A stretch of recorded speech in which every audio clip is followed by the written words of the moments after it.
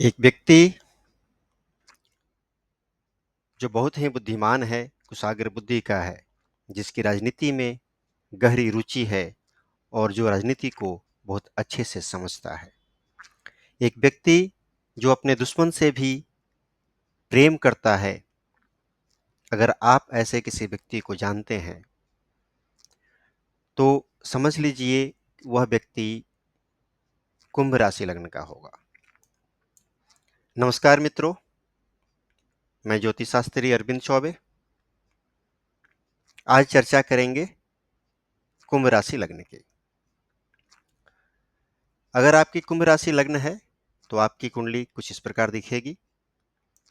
पहले भाव में 11 नंबर लिखा होगा, दूसरे में 12, तीसरे में 1, चौथे में 2, पांचवें में 3, छठे में 4, सातवें में 5, आठवें में 6, नौवें में 7, 10वें में 8, 11वें में 9 और 12वें भाव में 10 लिखा होगा। अर्थात 12 भाव होते हैं, 12 ही राशियां होती हैं। जो आपको गिनती दिख रही है अंग्रेजी के अंकों में 1 से लेकर 12 तक।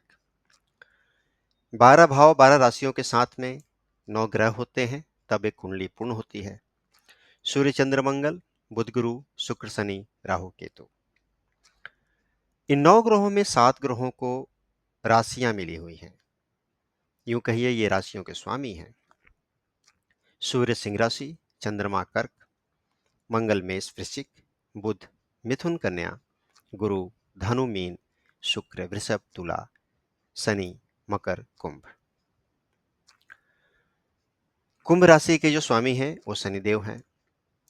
अर्थात कुंभ राशि के जो व्यक्ति होंगे उनके ऊपर शनि का प्रभाव होगा। कुंभ राशि शनि की मूल त्रिकोण राशि है और सर्वप्रिय है। इसका अर्थ ये हुआ कि शनिदेव अपने सभी अच्छे गुण कुंभ राशि वालों को देते हैं। चाहे वो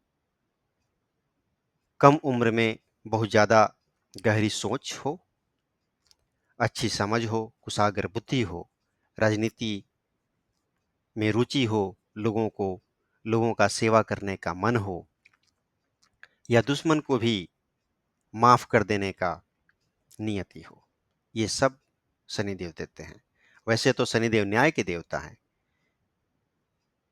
अपितु इस राशि लग्न में वे थोड़े सॉफ्ट होते हैं। आगे बढ़ते हैं। दूसरे भाव में बृहस्पति धनेश बनते हैं। बृहस्पति 11वें भाव के भी स्वामी बनते हैं और लाभेश बनते हैं। अतः मकर राशि के इतर कुंभ राशि में बृहस्पति अति शुभ होते हैं।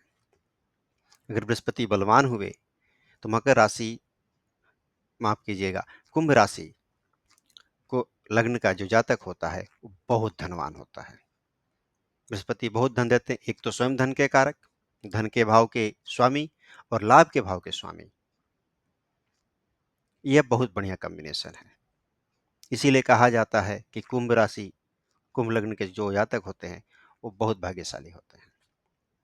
गुरु की कृपा है इनके ऊपर। इनकी वाणी गुरु के भांति ही ज्ञानवर्धक होती है। ये बहुत ज्ञानवान होते हैं। गुरु अगर कमजोर हुए तो इन सुखों में कमी हो जाती है। तीसरे भाव के स्वामी मंगल बनते हैं। मंगल तीसरे के साथ दशम के भी स्वामी हैं। यूं तो मंगल नैसर्गिक रूप से शनि के शत्रु हैं, परंतु तीसरे भाव में अगर ये बलवान हुए तो बहुत से छोटे भाई देते हैं। छोटे भाई और मित्रों के द्वारा लाभ होता है, क्योंकि ये दशम के भी कारक हैं। और अगर शनि दशम में बैठ जाए तो फिर क्या कहने। लग्नेश स्वयं ही दशमेश हो जाए, दशम में बैठ जाए, तो एक तो वो स्वयं लगन का अच्छा करेगा, साथ ही सप्तम को देखता है, चतुर्थ को देखता है सप्तम दृष्टि से, तो भूमि भवन वाहन का सुख मिलता है।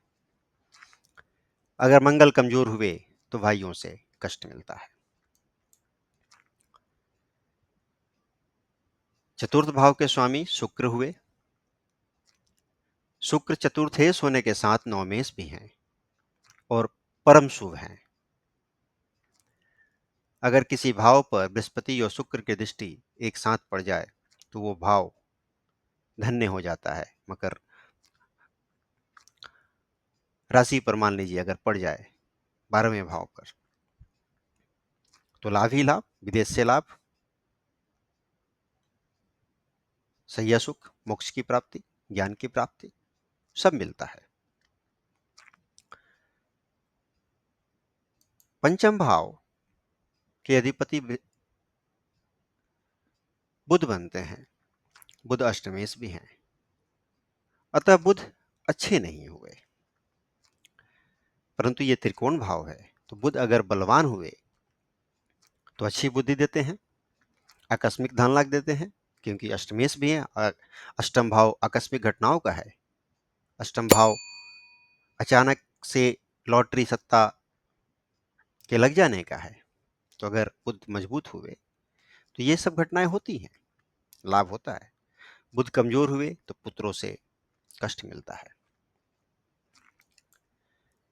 छठे भाव में चंद्रमा यदि बलवान हुए और शुभ ग्रहों से दृष्ट हुए तो कुंभ राशि लग्न के जो जातक होते हैं वो अपने दुश्मन से भी सौहार्दपूर्ण बात करते हैं, उनसे झगड़ते नहीं है, सारी समस्याओं को बहुत प्रेम पूर्वक वो सुलझाना चाहते हैं। उनमें लड़ने की जो इच्छा है वो जाती रहती है। चंद्रमा कमजोर हो गए तो चंद्रमा वैसे भी चतुर्थ भाव के कारक माने जाते हैं, माता की आयु कम होती है उससे, और शत्रु हावी होते हैं, क्योंकि एक तो ऐसे ही सॉफ्ट ग्रह, ऊपर से शत्रु के भाव के मालिक बन गए तो शत्रु हावी हो ही जाएंगे।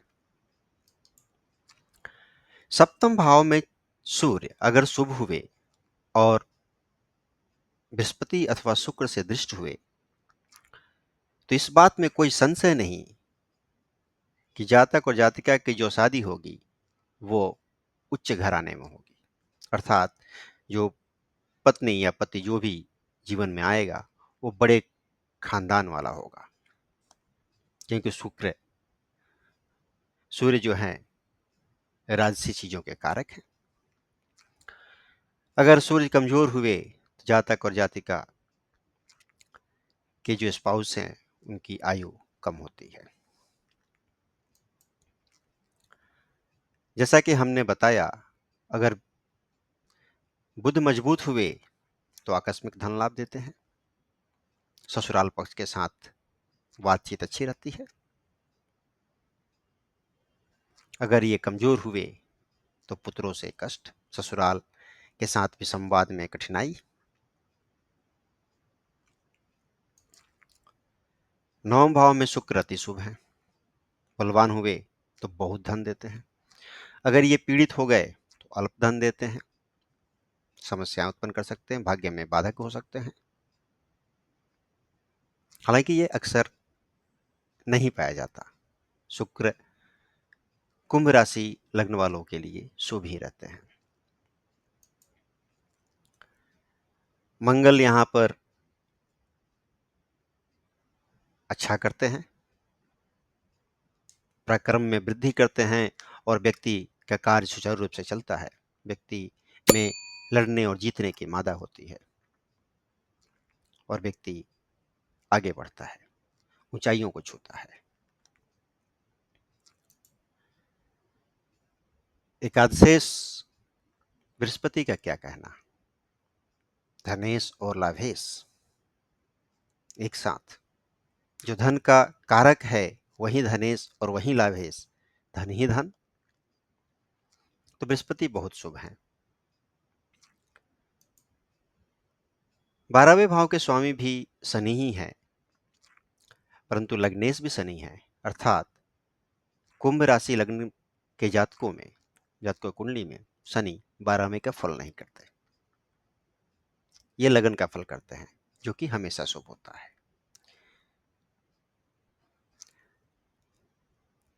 आज के लिए इतना ही मित्रों।